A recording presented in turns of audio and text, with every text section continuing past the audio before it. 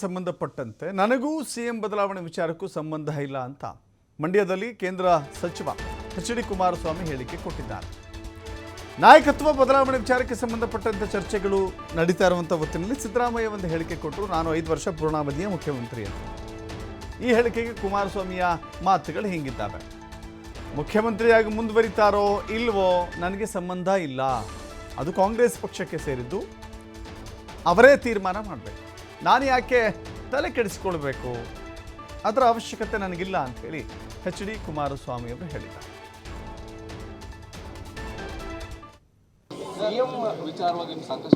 ನೋಡಪ್ಪ, ನನಗೆ ಯಾಕೆ ಸಂಬಂಧ ಏನಿದೆ?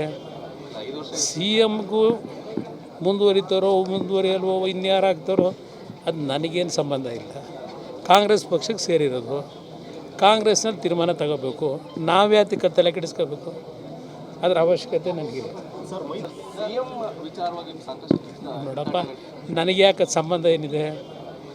ಸಿ ಎಮ್ಗೂ ಮುಂದುವರಿತಾರೋ ಮುಂದುವರಿಯಲ್ವೋ ಇನ್ಯಾರು ಆಗ್ತಾರೋ ಅದು ನನಗೇನು ಸಂಬಂಧ ಇಲ್ಲ.